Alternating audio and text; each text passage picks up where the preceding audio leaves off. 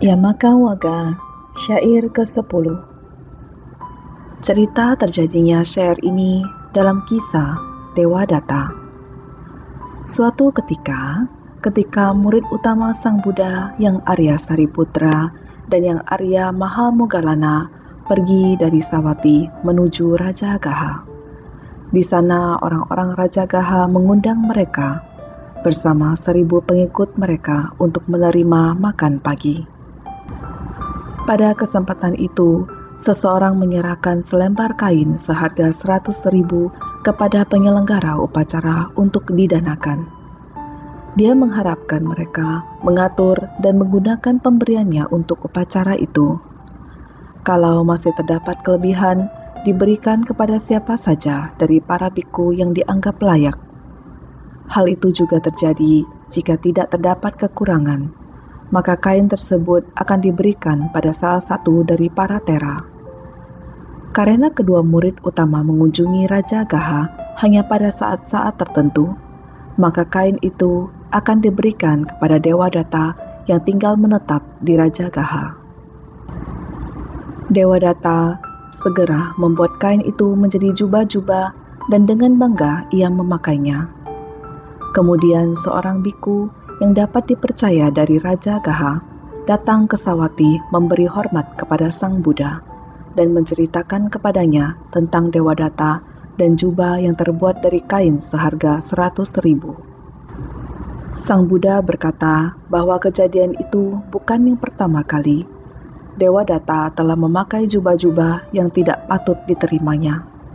Sang Buddha kemudian menghubungkannya dengan kisah berikut ini.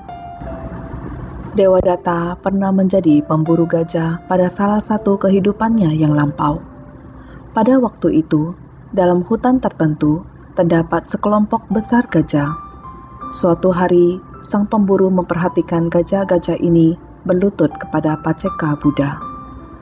Setelah mengamatinya, sang pemburu mencuri bagian paling atas dari jubah kuning, lalu menutupi badannya dan memegangnya. Kemudian dengan memegang tombak pada tangannya, dia menunggu gajah-gajah pada jalur yang biasa dilewati.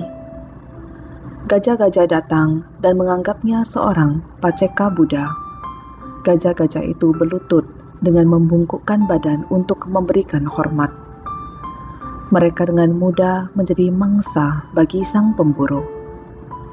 Ia membunuh gajah-gajah pada barisan terakhir satu persatu setiap harinya, dan hal itu dilakukannya hingga berhari-hari. Sang Bodhisatta atau calon Buddha adalah pemimpin dari kawanan gajah itu. Saat mengetahui kekurangan jumlah pengikutnya, dia memutuskan untuk menyelidiki dan mengikuti kawanannya pada akhir dari barisan. Dia telah berjaga-jaga dan oleh karena itu dapat menghindari tombak. Dia menangkap sang pemburu dengan belalainya dan melemparkan pemburu itu ke tanah. Melihat jubah kuning, dia berhenti dan menyelamatkan hidup sang pemburu. Sang pemburu tidak berhasil membunuh dengan menggunakan tipuan jubah kuning, dan perilaku seperti itu adalah perbuatan buruk. Sang pemburu jelas tidak berhak memakai jubah kuning.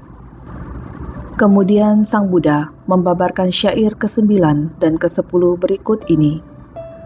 Barang siapa yang belum bebas dari kekotoran-kekotoran batin, yang tidak memiliki pengendalian diri, serta tidak mengerti kebenaran, sesungguhnya tidak patut ia mengenakan jubah kuning. Tetapi ia yang telah dapat membuang kekotoran-kekotoran batin, teguh dalam kesusilaan, memiliki pengendalian diri, serta mengerti kebenaran, maka sesungguhnya ia patut mengenakan jubah kuning. Banyak para biku berhasil mencapai tingkat kesucian Sotapatti setelah khotbah Dhamma itu berakhir.